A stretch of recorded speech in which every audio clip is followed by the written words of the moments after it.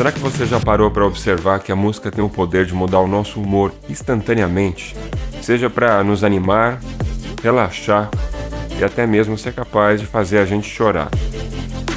A verdade é que a música está presente em todos os momentos da nossa vida. E será que você realmente sabe o que acontece com o seu cérebro quando você está escutando uma música? E mais, e se eu te disser que quando você toca um instrumento, isso traz benefícios ainda maiores para o seu cérebro?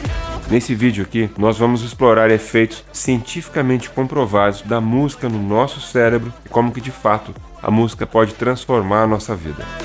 Depois da vinheta.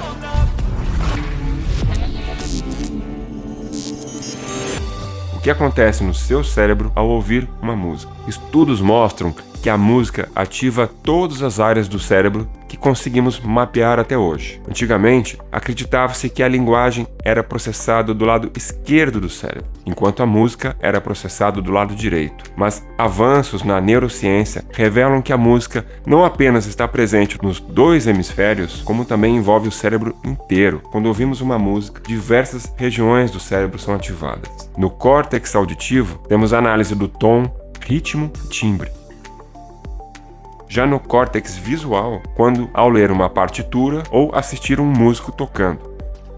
Córtex motor, quando você está dançando, batendo os pés ou tocando um instrumento. No hipocampo, é a região que relaciona a música às nossas memórias. Quando do nada, por exemplo, você está andando em algum lugar e uma música vem à sua cabeça. Cerebelo é onde acontecem as respostas emocionais quando você está escutando uma música. Ou seja, cientificamente falando, a música não é só entretenimento. Ela impacta a nossa cognição, as nossas emoções e as nossas memórias de forma muito profunda. Nesse contexto da música impactar o nosso corpo, a nossa mente, um elemento que faz parte dessa construção são as notas musicais. Elas que são responsáveis por construir essas músicas que a gente escuta. Aqui no canal tem um vídeo inteiro falando a respeito das notas musicais, como é que elas surgiram e como que elas funcionam. É um vídeo muito interessante, muito completo. Depois dá uma olhada lá. Eu vou deixar o link aqui na descrição e aqui em cima nos cards também. O poder da música na emoção. Será que por acaso você já sentiu algum arrepio escutando uma música? Esse fenômeno é chamado de frisson e ocorre quando a conexão entre as regiões auditiva e emocional do cérebro são extremamente fortes. Um estudo mais recente descobriu que pessoas que sentem arrepios com mais frequência possuem conexões mais fortes e significativas nessas regiões cerebrais. Curiosamente, algumas músicas de fato desencadeiam essas reações em algumas pessoas. Um exemplo clássico é a música Gimme Shelter, dos Rolling Stones, quando a voz da cantora atinge notas altíssimas.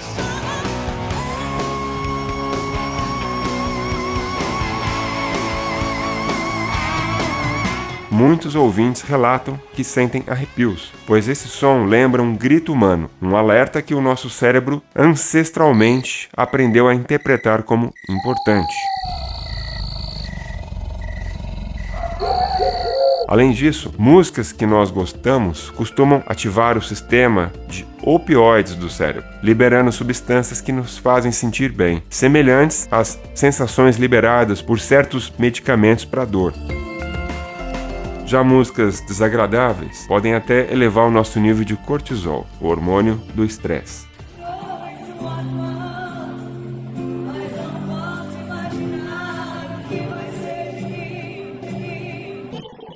Tocar um instrumento, um treino completo para o nosso cérebro. Se apenas ouvir músicas já é algo incrível para o nosso cérebro, tocar um instrumento eleva os benefícios a um outro nível. Isso porque tocar envolve diversas funções cerebrais ao mesmo tempo. Coordenação motora. Mãos e dedos precisam trabalhar em sintonia. Memória. Guardar notas musicais, escalas, trechos de música. Ativa intensamente o hipocampo. Tomada de decisões. É necessário interpretar uma partitura, cifras e fazer ajustes constantes enquanto você executa uma música. Criatividade. Compor e improvisar uma música estimula as regiões criativas do cérebro. Durante muitos e muitos anos, pesquisadores acompanharam crianças que estudaram música por 5 anos e descobriram que elas desenvolveram habilidades cognitivas e de tomada de decisão superiores às outras crianças que não tiveram contato com instrumentos, além de desenvolverem uma maior conexão entre os hemisférios do cérebro. Isso tornou essas crianças mais criativas e eficientes na hora de resolver problemas.